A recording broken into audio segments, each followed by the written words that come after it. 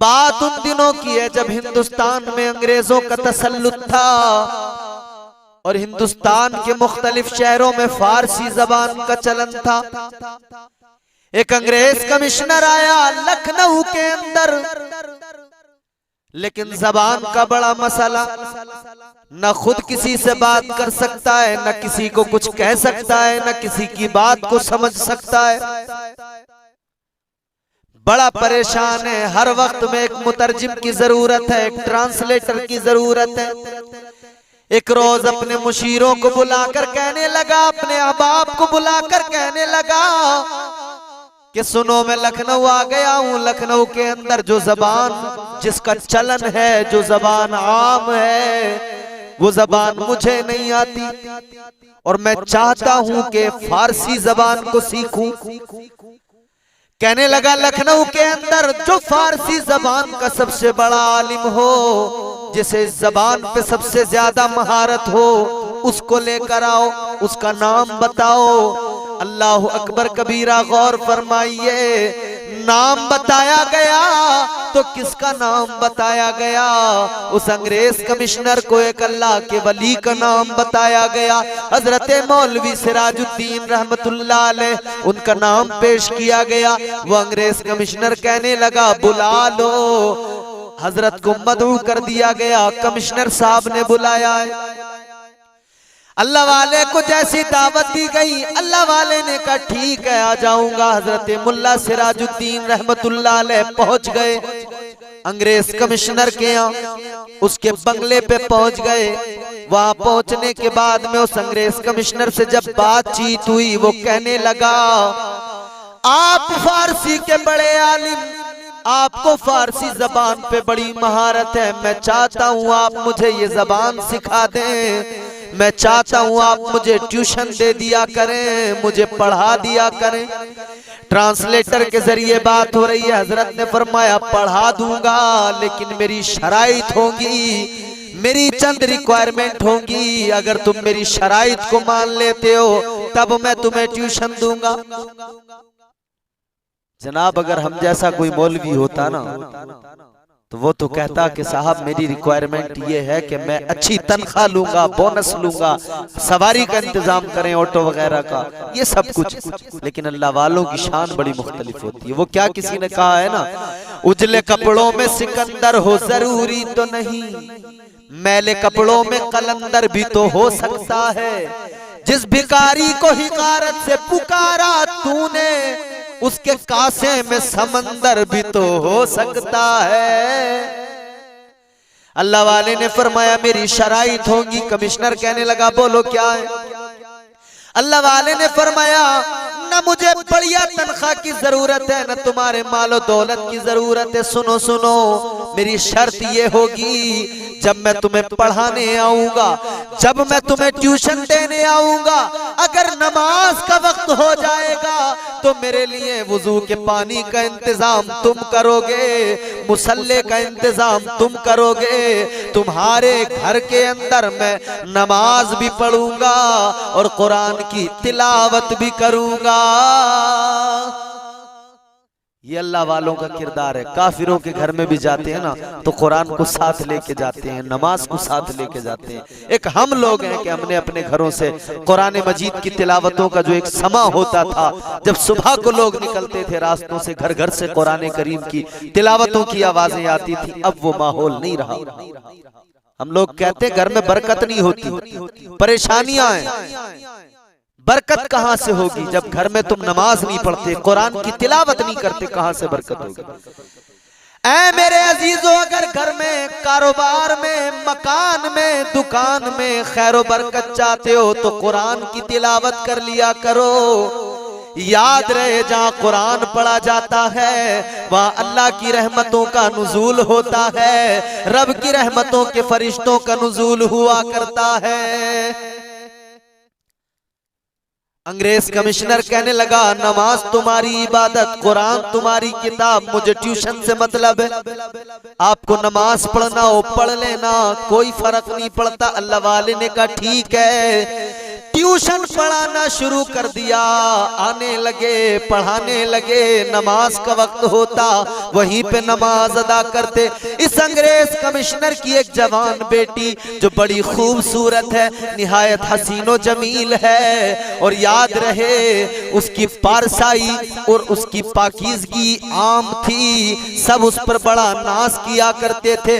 एक काफिर के घर के अंदर पैदा हुई, एक काफिर के घर के अंदर पली बड़ी, ईसाई के घर में, मगर फिर भी उसको फितरी तौर पर पर्दे से मोहब्बत थी। फितरी तौर पर वो इन तमाम बेहयाइयों से बचती थी। एक रोज घर के अंदर वो निकली, उसने क्या देखा, एक बुजुर्ग नमाज पढ़ने में मसरूफ है। अल्लाह वाला नमाज पढ़ रहा है, लड़की ने देखा, इसे बड़ा अच्छा लगा, इसे बहुत पसंद आया। आखिरकार अपने वालिद से कहने लगी, ये बुजुर्ग कौन आते हैं? अंग्रेज कमिश्नर कहने लगा, बेटी ये फारसी जबान के बड़े आलिम है, मुझे पढ़ाने आते हैं। लड़की कहती है मैं भी पढ़ना चाहती हूँ। बाप ने कहा ठीक है, मैं इख्तिसार के साथ बता रहा हूँ, बेटी भी पढ़ती है, बाप भी पढ़ता है। एक रोज घर के अंदर अल्लाह वाला नमाज से फारिग हुआ, उसी कमिश्नर के घर में कुरान मजीद की तिलावत करना शुरू कर दिया। इधर अल्लाह वाला कुरान की तिलावत कर रहा था, उधर लड़की के कानों में वो आवाज पहुंची। वो कुरान करीम की तिलावत को सुनकर बेसाख्ता चली आई, वो खुद ब खुद खींचती हुई चली आई, और जैसे जैसे कुरान की आयतें सुन रही थी, अल्लाह अल्लाह कुरान की आयतें उसके दिल में उतर रही थी। अल्लाह वाले की बारगाह में आकर कहने लगी, ए अल्लाह वाले ये बताओ जो आप पढ़ रहे हो ये क्या है? अल्लाह वाले ने फरमाया, बेटा ये किसी दुनियादार का कलाम नहीं है, ये तो मेरे परवरदिगार का कलाम है, ये अल्लाह रब्बुल इज्जत का कलाम है। उसने कहा और सुनाओ। उन्होंने और सुनाया, मफहूम बताया, तर्जुमा बताया। वो सुनाते गए, ये सुनती गई, आंखों से आंसू बहते गए। अल्लाह वाले का दामन पकड़ा, कहने लगी, अल्लाह वाले देर न करो, अब तक मैंने अपनी जिंदगी कुफ्र के दलदल में गुजार दी, मैंने कुफ्र की तारीकियों में अब तक की उम्र गुजार दी, अब मुझे इस्लाम की रोशनी अता कर दीजिए, अब मुझे मोहम्मदुर रसूलुल्लाह सल्लल्लाहु ताला अलैहि वसल्लम का कलमा पढ़ा दीजिए। कलमा पढ़ा, मुसलमान हो गई, और अल्लाह वाले से कहने लगी, मैंने कलमा पढ़ लिया, आप जानते हैं, मैं जानती हूँ, अल्लाह जानता है, उसका रसूल जानता है, और कोई नहीं जानता, और आप किसी को बताना भी मत, मैं चाहती हूँ कोई और जाने भी नहीं, किसी को पता भी नहीं लगे। जाहिर है बाप कमिश्नर था, हालात यही कहते थे कि किसी को पता न लगे। अल्लाह वाले ने कहा ठीक है।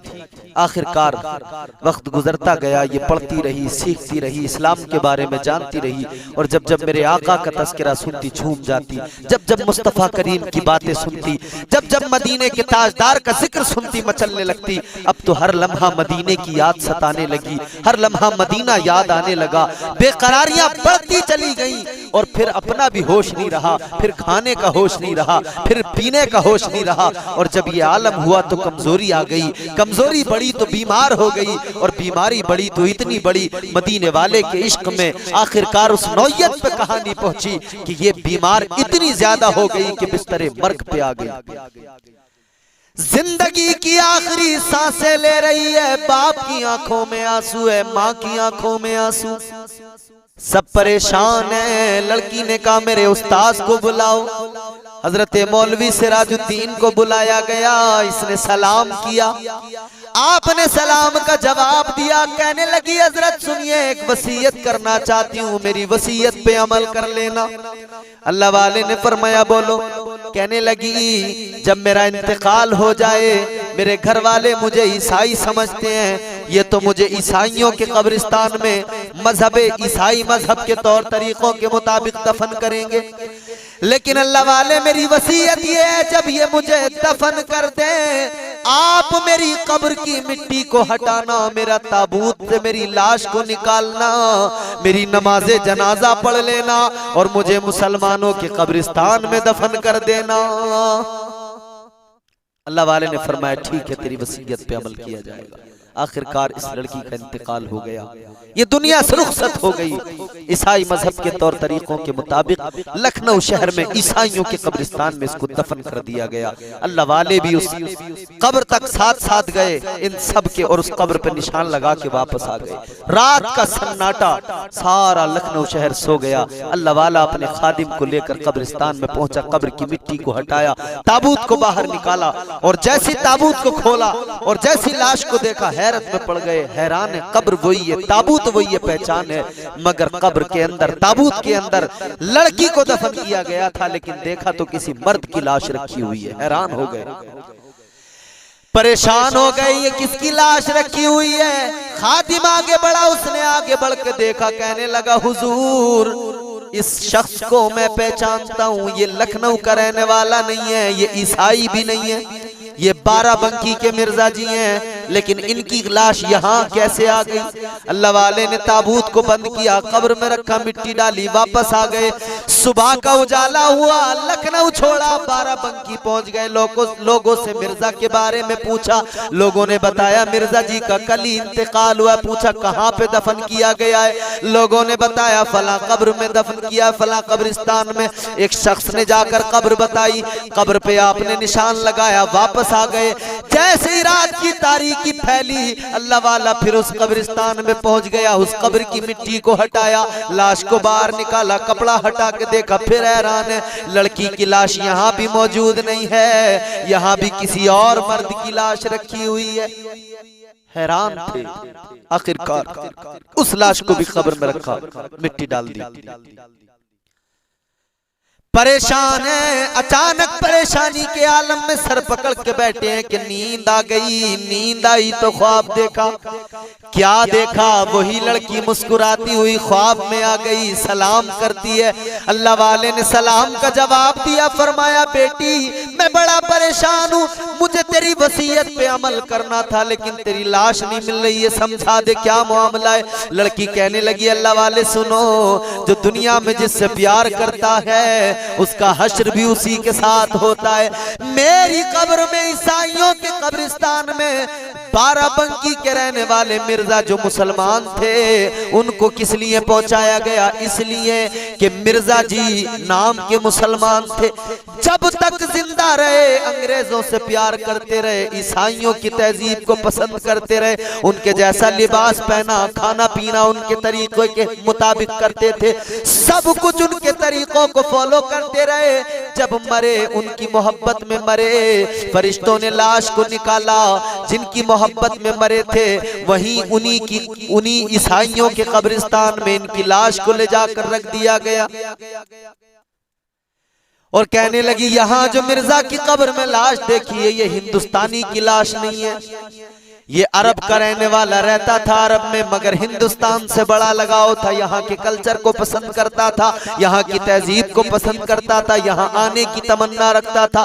जब तक जिंदा रहा, हिंदुस्तान की मोहब्बत में जिंदा रहा, जब मर गया, दफन किया गया था वहां, लेकिन फरिश्तों ने लाश को निकाला, वहां से लाके यहाँ हिंदुस्तान में रख दिया।